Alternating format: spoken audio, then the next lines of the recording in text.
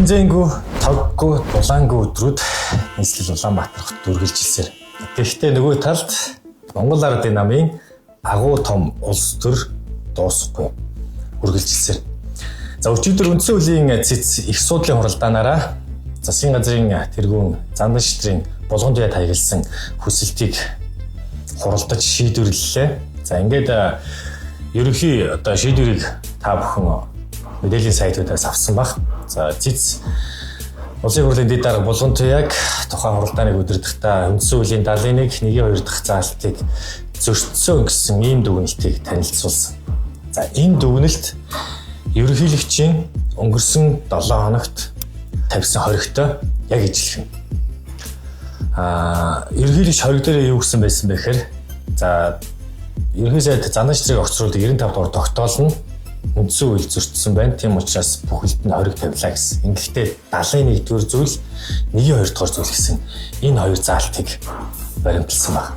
За тэгвэл цэц яг энэ шийдвэрээр дүгнэлт гаргаж хууль зөрчсөн гэсэн ийм дүгнэлтийг өчигдөр уншиж танилцууллаа. За ингээд өнөөдрөөс эхлээд дахиад улс төр буцлаад эхэлсэн. Хоёр талд гараад хоёр өөр тайлбарыг хийгээд эхэлсэн байна. За ямар тач үндсэн хуулийн цэц ямар нэгэн маргаангүйгээр энэ бол эцсийн шийдвэр гэдгийг цэцийн илтгэгчээр ажилласан гишүүн мөнх сайхан дүгнэлтэндээ танилцуулсан байна. За ингэснээр ерөнхий сайдын бүрэн эрх нь сэргэж байгаа. Түр хэдхэн хоногийн хугацаанд үүрэг гүйцэтгэгчийн статус руу шилжүүлсэн ерөнхий сайдын бүрэн эрх сэргээд дагаад засгийн газрын гишүүдийн бүрэн эрх сэргэсэн. За ингэснээр албан ёсны ерөнхий сайдын засгийн газрын гишүүд болсон гэсэн үг. Энд нэг яам цоорхоо үлдсэн байгаа. Тэр нь мэдээж Зандан шитрийн засгийн газраас шийдсэн Мөнхбаатарын хууль зүйн дотоод хэргийн яам. За энэ яам дээр улсын хурлын гишүүн энэ хоёрыг ерөнхий сайд томилох шийдвэр гаргасан байгаа. За тов ёсоор маргаашийн улсын хурлын чуулганаар энэ хоёрыг улсын хурл танилцуулаад батламжлана. Ингэснээр Зандан шитрийн засгийн газар бүтэц бүтэн болно гэсэн үг. За өнөөдөр ерөнхийлөгчийн хоргийг холбогдох байнгын хороодуудаар хилцүүлэх гээд эрдэнэ бүрдээгүй гэсэн шалтгаанаар хилцээгүй юм шиг байна. Маргааш чуулгантай өнөөдөр чуулган байгаагүй маргааш чуулгантай ингэснээр эх 7 хоног руу шилжинэ. Ингээд эх 7 хоног руу шилжихээр нэгэнт цэц яг ерөнхийлөгчтэй нэг зүйл дээр зүйл зөрчсөн гэж гаргацсан юм чинь магадгүй ерөнхийлөгч хоргоо татаж авч магадгүй. Эх 7 хоногт улсын хурлын чуулганаар орсон юм процесс өрнөхгүй байхаа гэсэн ийм таамгийг дэвшүүлж байгаа. За цэц дүгнэлтээ гаргалаа. Шийдвэр гаргалаа. Хоёр талд Монгол улсын засгийн газар, улсын хурл гэсэн хоёр тал анх удаа Монгол улсын үндсэн хуулийн шүүх цэцээр маргалдагч талуудаар оролцсон. Цэцийн дүгнэлт гарсны дараа мэдээж ялсан тал засгийн газар өөрсдийнхөө Facebook, Instagram, Twitterт баярлсан, үнэн ялсан, үндсэн хууль яллаа гэх мэтчлэн янз бүрийн зураг постуудыг оруулсан. Харин нөгөө талд ялагдсан улсын хурлын тал хууль бус дүрм зөрчсөн, хууль зөрчсөн, үндсэн хуулийн заалтаа зөрчсөн гэх мэтчлэн янз бүрийн постуудыг оруулж эхэлсэн байгаа. Ингэснээр хоёр талд мэдээж ялж ялагддаг иймэрхүү байдал өршөлдсөн. За одоо цаашаа процесс яах вэ гэхээр болгон туяаг одоо цэц мэдээж хурал даргалахтаа хууль зөнцөө зөрчсөн гэдээ үзчихсэн юм чинь улсын хурлын гишүүнээс нь эргүүлэн татах уугүй юу гэдэг асуудал яригдана.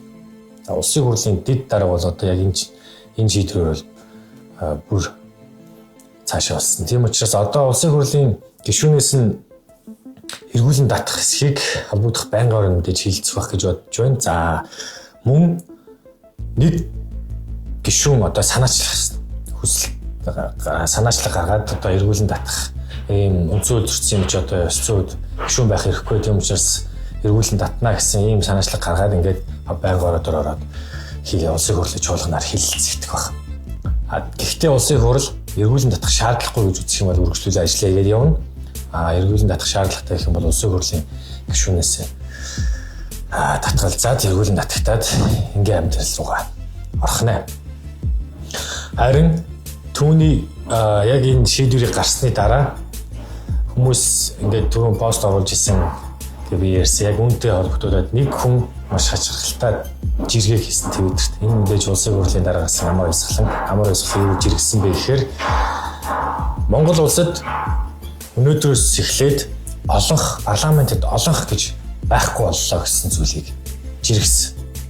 Ингэснээрээ яг албан ёсоор хуваагдлыг зарласан. Манай 64 гишүүн олонх болж исэн. Энэ 64 гишүүн албан ёсоор өнөөдрөөс эхлээд олонх биш болж байна. 2 хуваагдж байна гэсэн ийм мессежийг өгсөн байх энэ жиргээ. Одоо ингээд цаашаа бүх процесс ингээд илүү ярихтай зүйл рүүгээ орно гэсэн үг. Амар баясгалан мэдээж албан бус Монгол Ардын намын дарга дээд зүгээр баталгаажуулаагүй байгаа. Одоо яг албан ёсны дарга нь оюун эрдэнэ хэвээрээ байгаа. Энэ хоёр цаашаага баг хурлаа оролдуулна, их хурлаа оролдуулна. Ийм эрэхтэй их хурл 11 сарын 15 товлогдсон байгаа. Их хурл хүртэл одоо ямар улс төрийнх нь маш тодорхойгүй байна. Гэхдээ нам бол амар баясгалангийн талд байгаа гэдэг ийм одоо сануулгыг заншилсан тал мэдээж мэдж байгаа. Тийм учраас одоо их хурл хүртэл янз янзын улс төр өрнөх болно. За ингээд хөрөлсөх оюун эрдэнэ зандан шитар амар баясгалан Монгол улсын засгийн газар улсын хурл гэсэн энэ Монгол Ардын намын том хангалтын улс төр эдгээр өдрийг үргэлжилсэн хэвээр маргааш улсын хурлын чуулган илүү сонирхолтой болно. Засгийн газрын нэг гишүүнийг томилно. Батламжил танилцуулаад батламжлна. Ингээд цаашаага хууль зүйн сайдын их баяр өөрийнхөө хэлснээр нүүрсчтэй тэмцэх ийм ажиллагаа үргэлжлүүлж байгаа гэж харж байна. Агуу улс төр үргэлжилсэн юм.